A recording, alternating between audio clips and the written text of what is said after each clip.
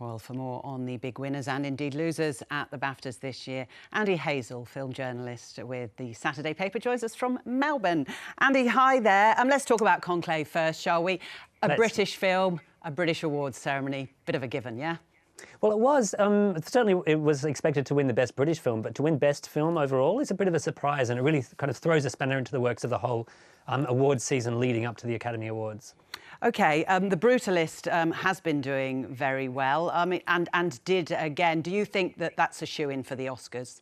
Well, I did until a little while ago, until the PGA, DGA Awards, the Directors Guild and the Producers Guild and the Writers Guild all gave their Best Film Award to Anora, which was a big surprise because it's really shifted a lot over the last few weeks.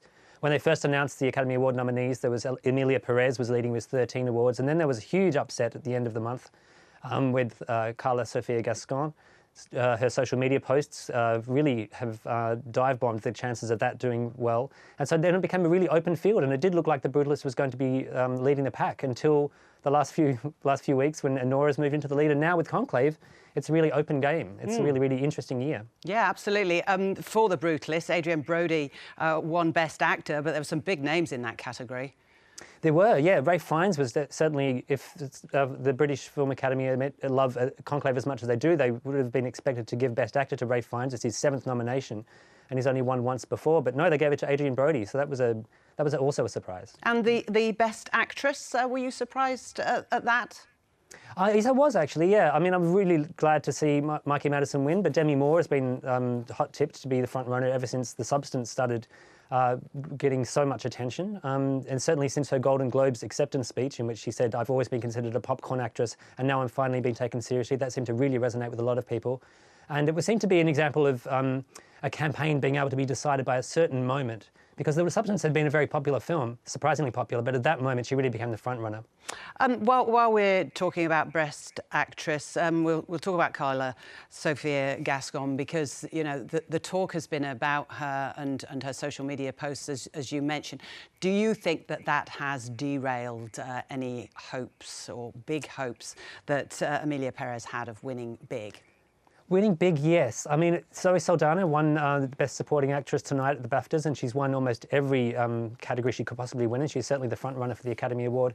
But yes, it was widely tipped because it was such a fresh, interesting film, even though it was very divisive and deeply unpopular amongst the trans community and Mexican community.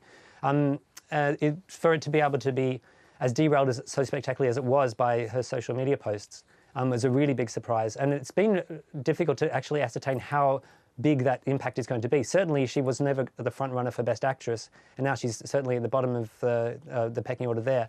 But just to be able to see whether it's actually shot its own feet in regards to Best Film and Best Director and other categories, that's still yet to be determined. At the moment, it does seem as though, yes, its hopes are pretty much all over, apart from Best Song and Best Supporting Actress for Zoe Saldana.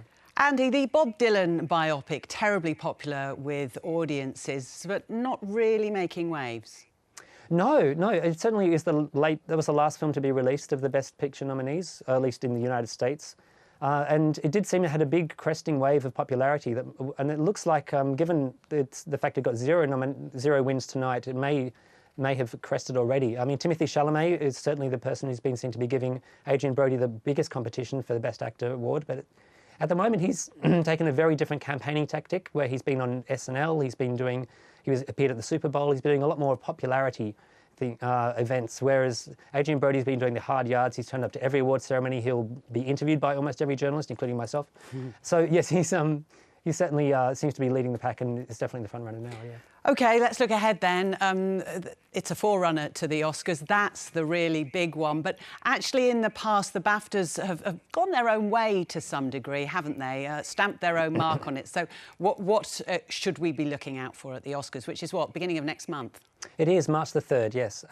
So historically, it was really doing its own thing for quite a long time, until 2020, when they had the BAFTA So White campaign, which was in response to all acting nominees being white and Parasite being overlooked to 1917 for Best Picture. And so they totally transformed the voting process. So now there is still a series of voting bodies and chapters and guilds that they have to go through before they get to the shortlist. So it is a little more heading its own way. Of course, like the actors will spotlight Australian films, the BAFTAs will spotlight British films.